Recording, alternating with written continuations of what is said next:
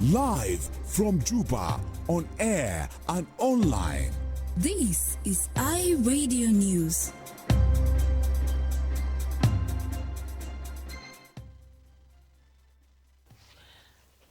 Hello, this is iRadio 1 o'clock news. First, here are the headlines. Anti-tax reform youth in Manyo County in Upper Nile State have assaulted the wife of the director of the revenue unit and burned down his house to ashes. The chief administrator of Abyei area says a village in Abyei has come under attack this morning by suspected Mesiria gunmen. And a high court in Juba has sentenced to death a girl who murdered her boyfriend last year. These stories and more coming to you in this news bulletin with me, Helen Samuel. Now the news in detail. Some angry youth in Manyo County in Upper Nile State have assaulted the wife of the director of the revenue unit and burned down his house to ashes. This is according to the Commissioner Peter Awon. He says the incident occurred this morning after the authorities banned unauthorized youth from collecting revenue in the area. There has been a traditional practice on a seasonal revenue collection in which the county authorities allowed unemployed youth to collect revenue on their behalf. Since then, some youth in the area who are not government employees have been engaged in the collection of the revenue. They have been collecting a specific amount from cattle herders who cross from Sudan to graze in Manyo County. However, when their number increased, the county authorities decided to halt the practice. This prompted the youth to stage a protest against the decision of authorities in Manyo County. Following their protest, the commissioner says more than 17 angry youth attacked the house of the director of the revenue unit this morning. Peter Awon says the attackers first assaulted the wife of the director and people who were in the house. He says the attackers took mobile phones and a gun belonging to the director. The angry youth were armed with knives, sticks, and swords. They also set the house on fire. Commissioner of Manyo, Peter Awon, spoke to iRadio this morning. الليله ده عملوا مشكله طبعا في بيت بتاع واحد في المدينه بتاع وادي دي تعالى وزاره المحليه حاربوا بيت كسر مرته كسر واجاته حاربوا حريق كسر كراسي كسر سراير دقوا الناس اللي في البيت يعني وضع يعني هاي ده بقى جنايه ما عنده علاقه ده زي شغل وما انه كان شغل ده ما انه اعلان زي شغل يعني هذا اعلان طلعناه هنا ده انه كلهم عوضوهم على انه في موسم سنويا كموسم بتاع سمسم مثلا هذا وده الغلط يعني من السبب هم اخطاوا على ذلك. The commissioner says the young men were not arrested due to absence of law enforcing agent in the county. The chief administrator of Abyei area says a village in Abyei has come under attack this morning by suspected Mesiria gunmen. DM Kwal told iRadio that there are no details about the situation on the ground because fighting is still going on. He says Mesiria attacked Low village 17 kilometers east of Abyei town to raid cattle there. Last month, 27 people were reportedly killed and 4 others wounded by suspected Mesiria gunmen from neighboring Sudan. Kwal Diem spoke to iRadio this morning from Abyei town. This morning at 6 o'clock, there was an attack at our cattle camp at the place called Low. But the fighting is still going on now. I cannot talk to you about that because the fighting is still going on 17 kilometers to the east of Abyei town. This is an attack by the Mesiria. Mesiria want to loot the cattle, the Dinka cattle. I don't yet have details of what is going on there because fighting is still going on. Let me follow up and then we can talk later on. Early last month, UNISFA, the U.S. embassies in Juba and Khartoum had a joint message. The message was, United States supports expanded patrols in Abyei by the United Nations United National Interim Security Force for Abyei, UNISFA, and recalls the UNISFA's mandate authorizes peacekeepers to use all necessary means. President Salva Kiir has unified the command structure of the organized forces. Kiir first issued a Republican decree for the formation of ranks of some senior officers of the SPLA-IO and SOA into the Unified Army, South Sudan National Police Service, National Security Service, Civil Defense, and the Wildlife. In a series of Republican decrees read out on the state-owned TV SSBC on Tuesday evening, Kiir maintained General Santino Dengwall as the Chief of Defense Forces. General Gabriel Diop, LAM and SPLA-IO has been appointed as the Deputy Chief of Defense Forces, replacing General Thoy Chani. Kiir also issued orders appointing General Kong Gatkuoth as the Inspector General of the SSPDF, General Thoy Chani, Assistant CDF for Operations, General James Kong, Assistant CDF for Training and Research. He appointed General Stephen M. Babanen as Chief of Military Intelligence, General Maluel Majok, Assistant CDF for Administration, Personnel and Finance. General Wesley Welby was appointed Assistant CDF for Logistics. President Kiir has also unified the command structure of the National Police Service. General Benjamin John has been appointed as the Assistant IGP for Social Welfare, General James Diop, Assistant IGP for Training, among others. Kiir maintained General Akol Kur as the Director General of the National Security Service Internal Bureau. General Ayei Dak was appointed Deputy Director General for Intelligence Operation, and General Luis Natale, the Deputy Director General for Administration and Finance. This news is coming to you from iRadio. A high court in Juba has sentenced to death a girl who murdered her boyfriend last year. Mangok Mel Ayuel, a third-year student at the University of Juba in the Faculty of Medicine, was murdered in March 2020. Achot Majok Kwot, 19-year-old, stabbed her boyfriend 3 times with a knife on his chest and back. According to the High Court judge, Alexander Sabor Subek, he died before he was rescued due to internal bleeding. Judge Sabor says the reason behind committing the crime was love affairs. The judge found Achot Majok Kwot guilty of offense of murder under the South Sudan Penal Act of 2008. The court sentenced the convict Achot Majok Kwot to be hung by neck till death for violating Section 206 Penal Code 28. Alexander Sabur Subek, High Court Judge, Juba. The judge has given the defendant 15 days to appeal the verdict. A female teacher in Central Equatoria is appealing to the government to make teaching profession attractive so that more women join the profession. Mary Ajua has been in the teaching profession for the last 10 years. She currently teaches at school Homing Dove, a private school in the capital, Juba. Ajua told iRadio that lack of motivation is hindering women from joining the profession. Kedomun kutu post teachers there kedegin attractive kef ikonon mujazif le nisa kedemun provide le nisa, for example accommodation, or kedemun provide insurance, kedemun increase the salaries, kedemun provide transport. De hajat al kullu ashanana ka female ana bifil ani haja de beside wana, beside the usra bitai, beside belet bitai, beside the belet bitana de future ta belet bitana de University Sudan.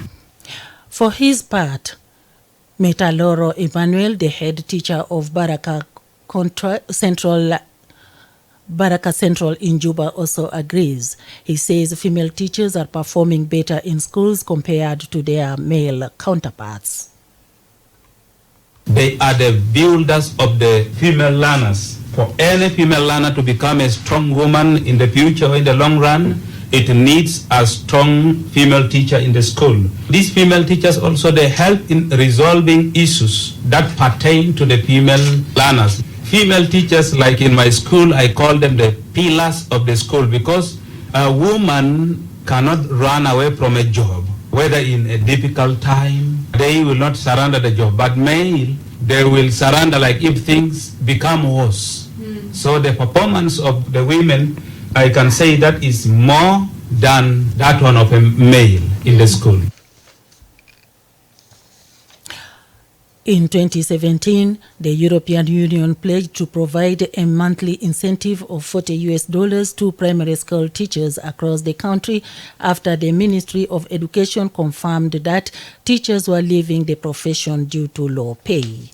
And finally, before the international news, a mental health advocate is calling for an end to domestic violence in South Sudan. Domestic violence is the willful intimidation, physical assault, battery, sexual assault, and other abusive behavior as part of the systematic pattern of power and control perpetrated by one intimate partner against another. Joan Evelyn Mule believes many women and children are mentally ill and traumatized due to domestic violence. My colleague Emmanuel Joseph Akile filed this report.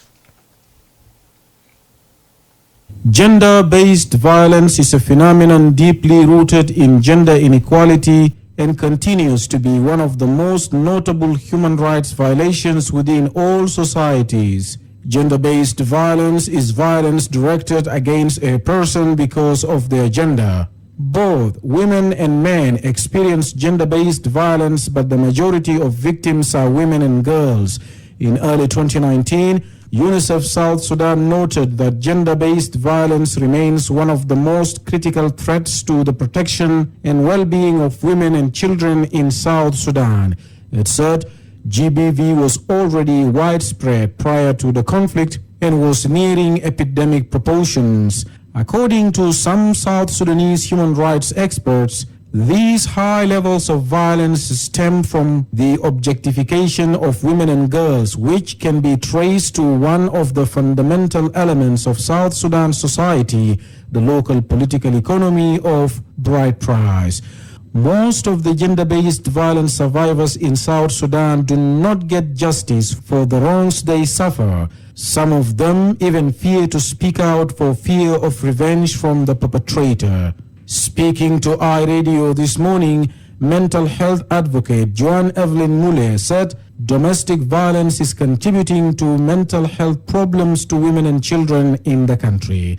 She called for an end to violence against women and children. Domestic violence is one of the greatest causes of mental health issues or trauma in our societies. And I condemn it in the strongest way possible, because beating a child for something he has done, telling this child this is not right, is so much different from domestic violence.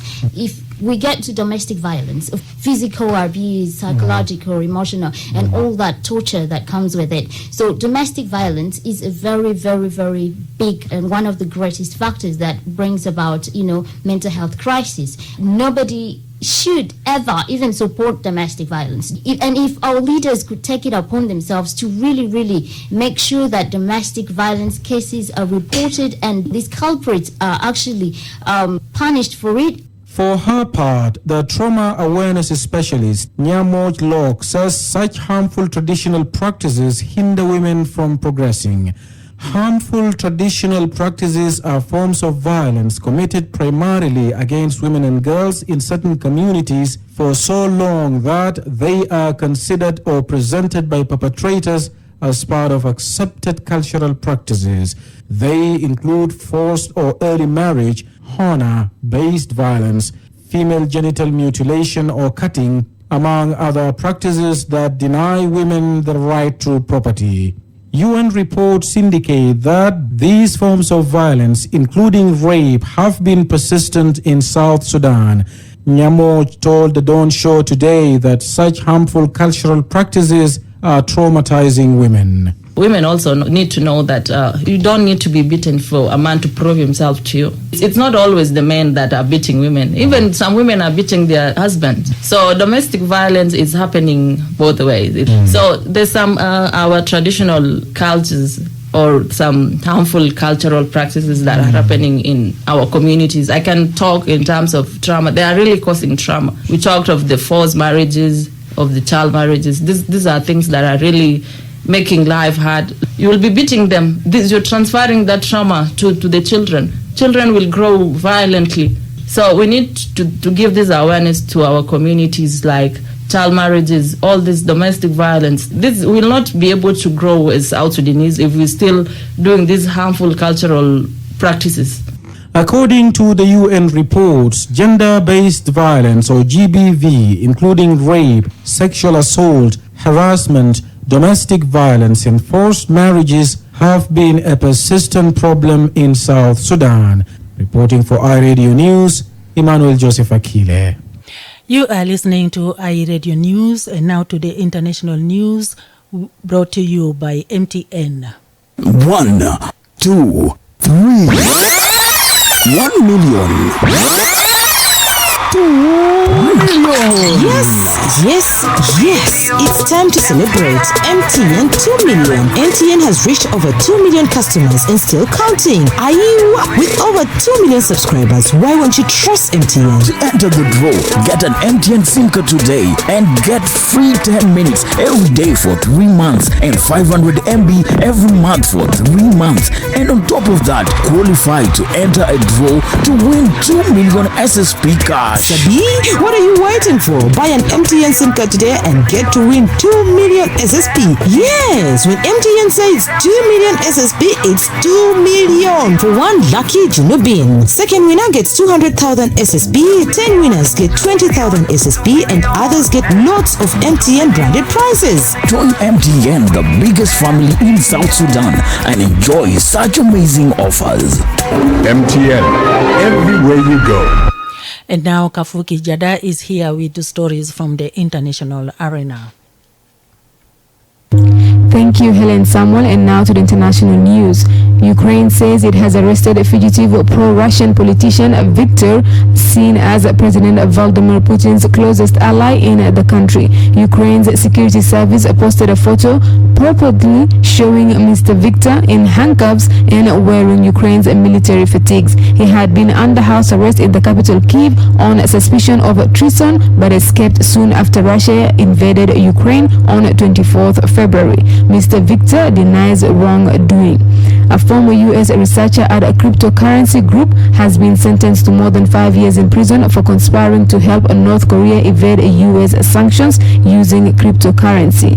Virgil had earlier pleaded guilty to conspiring to violate U.S. law. He formerly worked for the Ethereum Foundation, a non-profit organization focused on the technology behind the cryptocurrency Ether. The sentence was the minimum amount of prison time sought by prosecutors. The 39-year-old had been facing a maximum sentence of 20 years in prison and $1 million fine. Researchers in Australia says freezing koala sperms could help protect the endangered marsupials from extinction. Scientists at the University of Newcastle in the New South Wales have suggested setting up a biolab of collected sperms. This could be then used as part of the breeding program to future-proof the species and improve its genetic diversity, they say. Bushfires in recent years have killed tens of thousands of koalas. Conservation scientist Dr. Ryan Witt says the proposals were a cost-effective way to prevent inbreeding and therefore help persevere the genetic diversity of koala beyond small colonies of captive animals. You are listening to iRadio News. Thank you, Kafuki Jada, for the roundup of stories from the region and around the globe. And from the sports desk, here is Alex Misogo.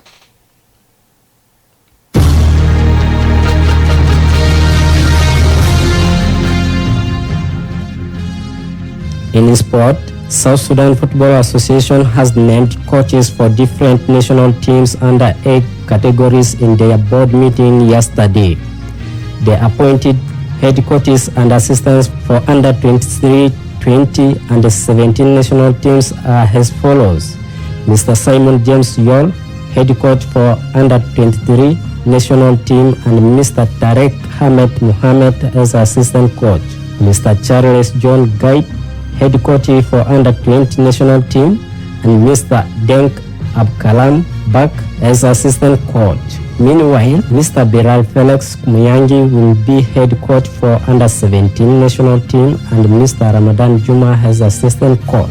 The board of directors also discussed key issues in respect to upcoming international competitions for senior teams and under 23, 20 and 17, plus many other important issues. In Champions Leagues, Chelsea's reign as European champions came to an agonizing end despite beating Real Madrid on a night of high drama at the Bernabeu Stadium. In a Champions League epic, Mason Mount's wonderful finish and Antonio Rudiger's powerful header wiped out Real's 3-1 first leg advantage and brought the quarterfinal tie level in Spain capital. Thomas Tuchel's sides were outstanding throughout, and Timo Werner's clever finish from an angle put them ahead for the first time on aggregate and within sight of a place in the semi-finals. But substitute Rodrigo, after a stunning pass by Luka Modric, forced extra time within a volley finish before Karim Benzema, a hat-trick hero in the first leg at Stamford Bridge 6 days earlier, headed the decisive goal in the 96 minutes through 5-4 on aggregate. In another game, Samuel Chukwueze scored a late winner in the tie as Villarreal stunned Bayern Munich to reach the Champions League semi-finals for the first time in 16 years. Unai Emery masterminded a 1-0 first leg win in Spain, but a dominant Bayern Munich looked seemingly in a control once Robert Lewandowski broke the deadlock in the 52 minutes at the Allianz Arena. But within just the side's second shot on target across both legs, Chukwueze leveled on the break in the 88 minutes to give Villarreal the lead on aggregate and earn them an historic victory against the six-time European champions. And for today's game, Man City will play Atletico Madrid and Liverpool will host Benfica. Back to you in the studio. I am Alex Misogo.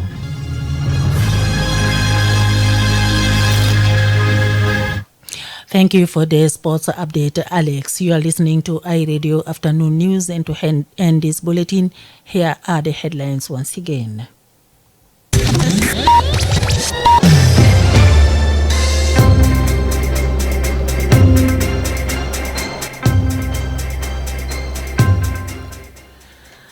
Anti-tax reform youth in Manyo County in Upper Nile State have assaulted the wife of the director of the revenue unit and burned down his house to ashes.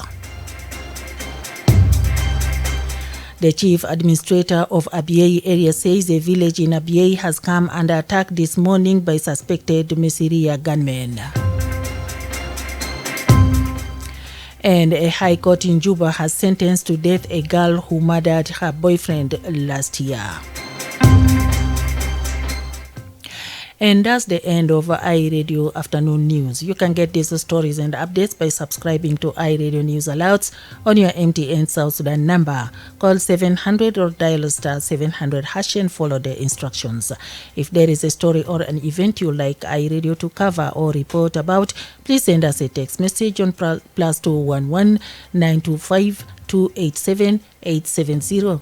It's also our WhatsApp number. Follow us on Twitter on iRadio Juba, at iRadio Juba, like our Facebook page iRadio, subscribe to our YouTube channel at iRadio South Sudan. You can also visit our website and listen to us online at www.iradio.org. Stay tuned for the news in Arabic at 1:30.